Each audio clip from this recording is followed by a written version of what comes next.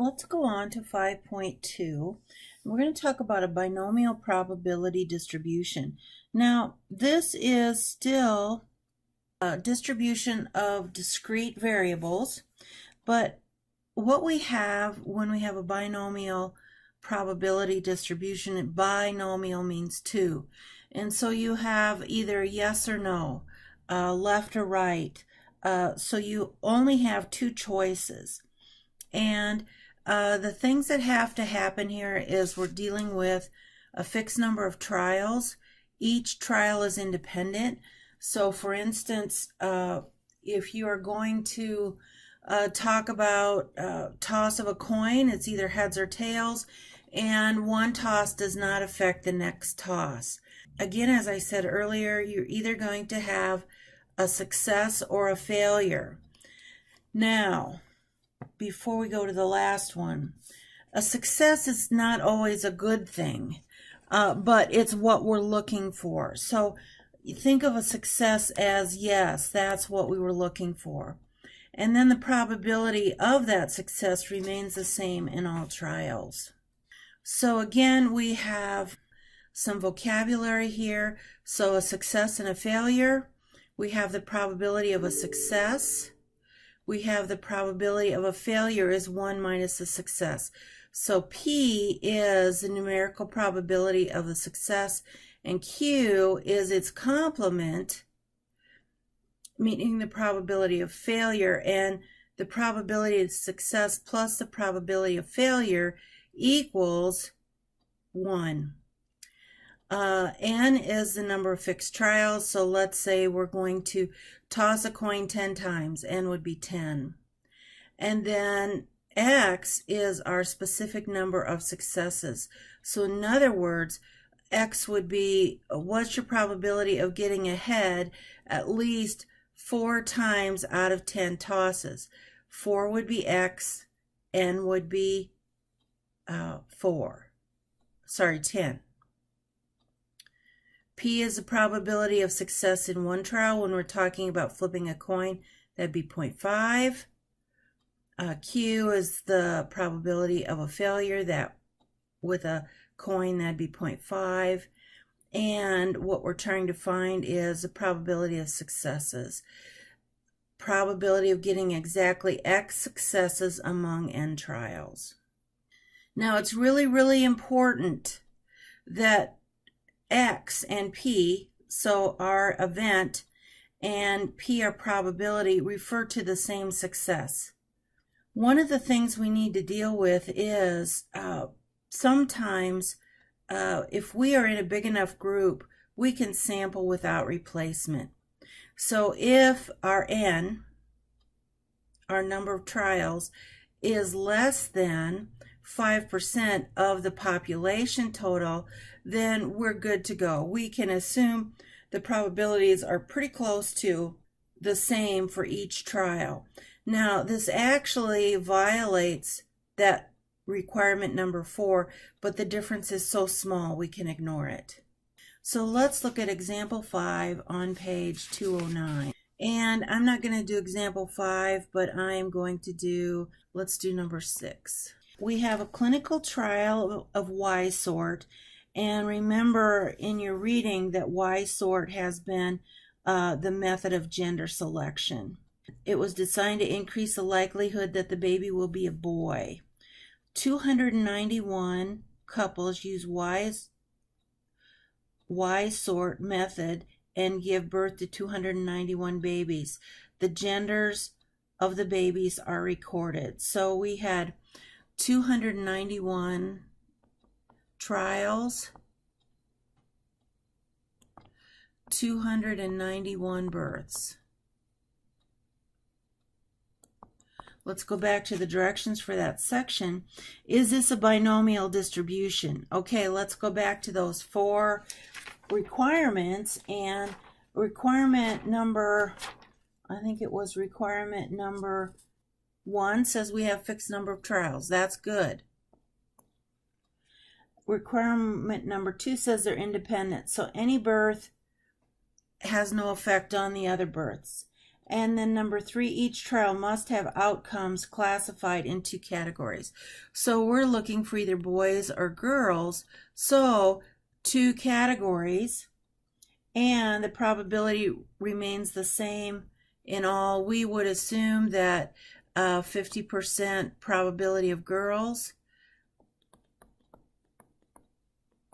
and 50% of the time we're going to get boys.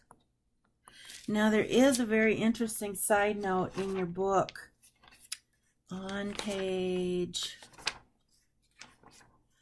205 that talks about different regions of the world have different proportions of boys to girls. Kind of interesting. So yes, this is binomial.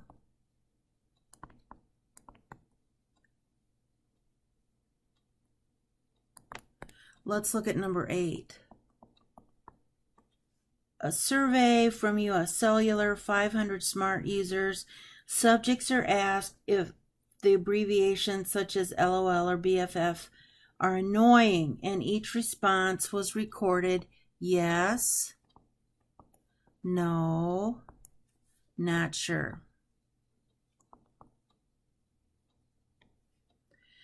Is this binomial?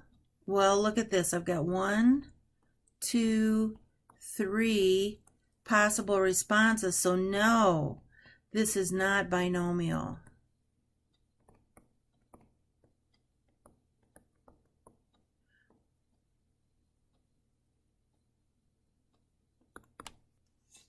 We have methods, and we can use the formula, we can use technology, and we can use table A1 to do this. If you want to look at how to use table A1, go ahead and look at example number 4, devil of a problem.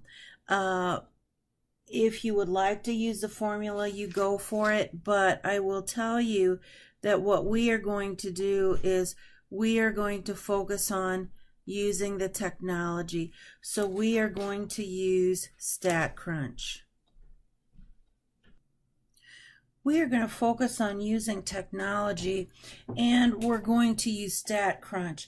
And here are the directions on how to do a binomial distribution in StatCrunch. And this summary box can also be found on page 208.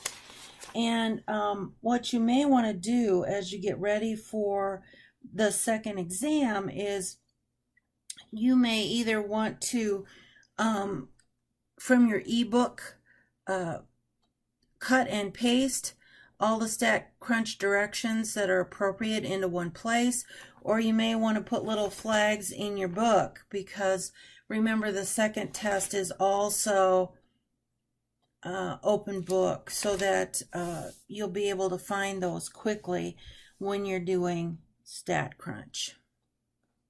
And here are the formulas, and remember that the exclamation point means factorial, and remember a factorial is, for instance, 2 factorial is 2 times 1. A 4 factorial is 4 times 3 times 2 times 1.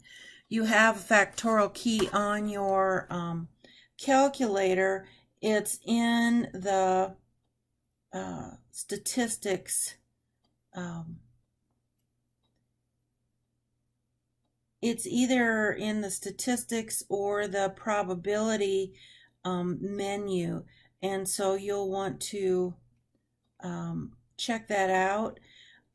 What I would recommend, because everybody's calculator is probably a little bit different, is that go to your calculator website. So I have Texas Instruments, so I would go to education.ti.com, and I'd put in my model number and then factorial, and they'll tell you where to find that and how to do that.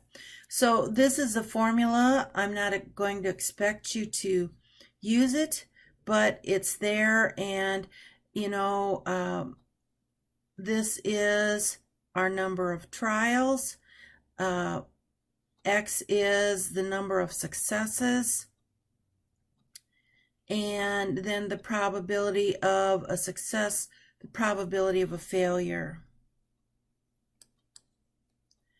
So let's look at this example, and I'm pretty sure this example takes us through the formula. Let's check it out.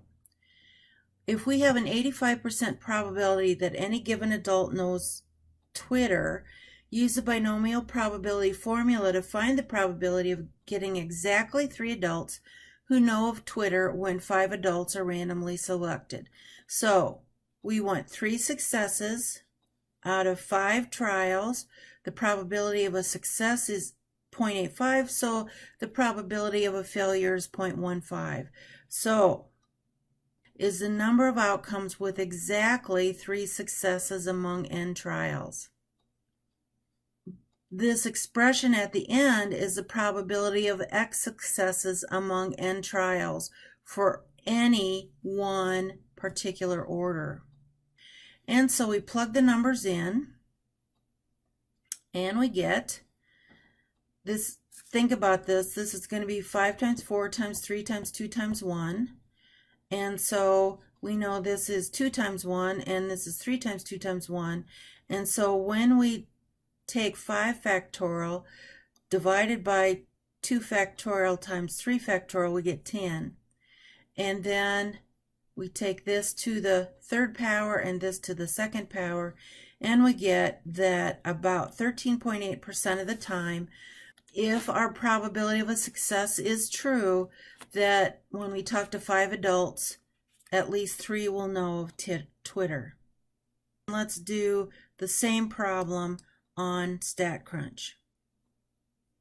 We're going to click on Stat. We're going to go to Calculators, and we're going to go to Binomial, the second one down. So we want to do Standard, and we know we had 5 trials,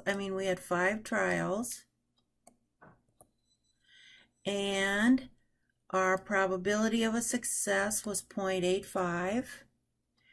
We wanted to have exactly 3, so we're going to change that to an equal, and this to a 3, and then we're going to go compute. And there we get the exact same answer. Now, this would be that table if you were using table A1. These would be the same as the values of the table, but we get the same probability using StatCrunch. See, same answer. So the thing about binomial distribution, we want to talk about its shape, center, and spread.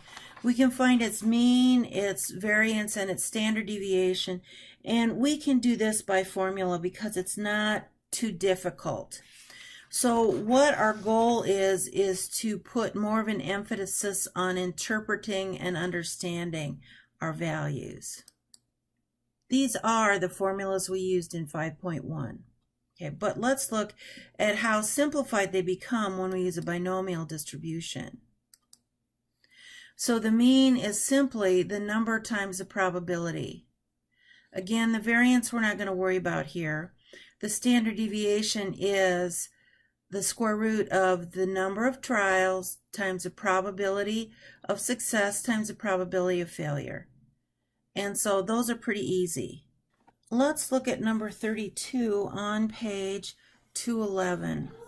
Okay, we're talking about peas, and we are talking about hybridization of peas as in Gregor Mendel's experiments. And so it tells us that the probability of having a green pea pod is 0.75. And so we want to find out the mean and the standard deviation for the number of peas with green pods in groups of 16. So let's look at this. N is going to be 16. That's how many we pick. And we know the probability of success is going to be 0.75, so that means the probability of Q is 0.25. So let's look at those formulas for the mean and the standard deviation. We know the mean equals n times p. So we know the mean is going to be 16 times 0.75. So that's going to be 12. So if we pick groups of 16, the mean of the number of green pea pods in the groups will be 12. If we want to know the standard deviation, that's going to be the square root of NPQ. So that's going to be the square root of 16 times 0.75 times 0.25. So that is going to be the square root of, I think I can do that in my head, and I think that's the square root of 3, which is about 1.7. Now it says use the range rule of thumb to find the values separating results that are significantly low or significantly high. So let's think about our continuum here, and our mean is going to be 12, and then we go up, so that'd be 13.7, 15.4, and this is plus 1 standard deviation plus 2 standard deviations. So significantly high would be above 15.4. Now minus 1 standard deviation minus 2 standard deviations, and significantly low would be below 2 standard deviations. Now I'm going to do this with a calculator because I'm not good at subtracting decimal numbers in my head. So 12 minus 1.7 is going to be 10.3, and then minus 1.7 again is going to be 8.6. So the question asks, use the range rule of thumb to find the values separating the results that are significantly low or significantly high, and there are two values, 15.4 on the high end and 8.6 on the low end. So we could say that if the value is greater than or equal to 15.4, they will be significantly high.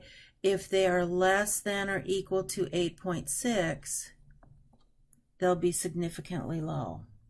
And then the last one says, is the result of 7 peas with green pods a result that is significantly low?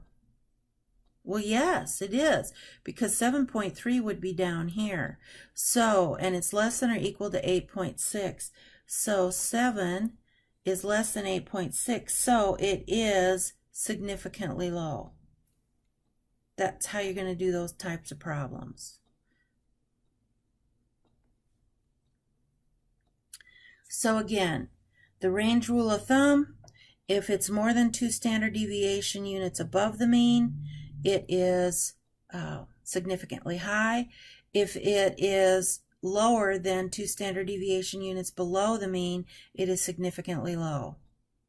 We've kind of done that already, but let's do it.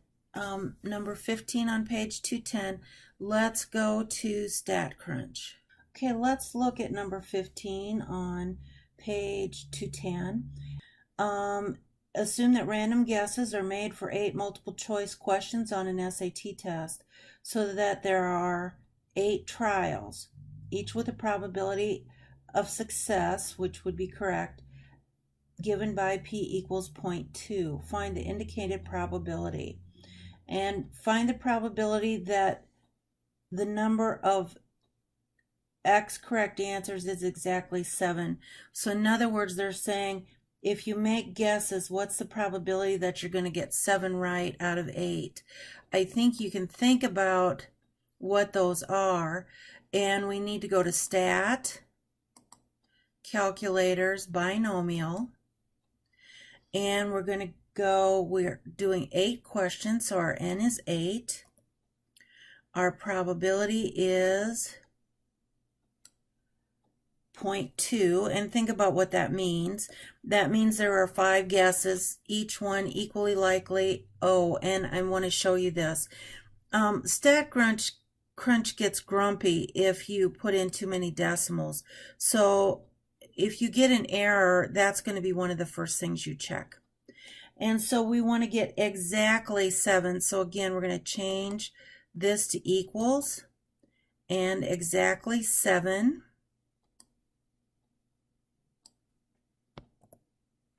And we're going to hit compute. And I'm going to see if we can make this bigger. Oh, no. I thought we would get something here, but notice it's extremely small. Now, if you use table A1, you'd get 0 plus, just a little more than 0. So the chances of getting 7 multiple choice questions correct out of 8, if all you're doing is guessing, is extremely small. Let's do number 18. Find the probability that the number of correct answers is no more than 2. So it's still 8 and 0.2, but no more than. That means it can be 2, but it's going to be 2 or fewer. And we're going to hit compute. And you see we get an answer of 0.797. So that's how those work. Let's look at number 26 on page 210. A survey sponsored by the Vision Council shows that 79% of adults need eyeglasses or need vision correction. If 20 adults are randomly selected, find the probability that at least 19 of them need correction for the eyesight.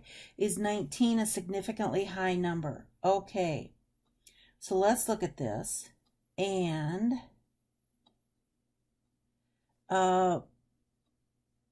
we're double checking. 79% need correction. Our X is for correction. So they talk about the same thing. So let's put that in. And we're going to, our N this time is going to be 20.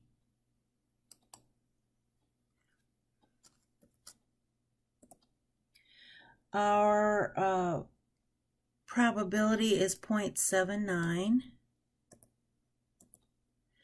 And we want to know 19. So equals 19. And we're going to compute. And we get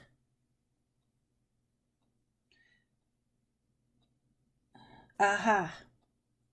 I didn't get the answer that they got in the book, so I went back to reread the problem, and it says, find the probability that at least 19 of them need correction. So this shouldn't be equal to, it should be at least 19 would be 19 or more.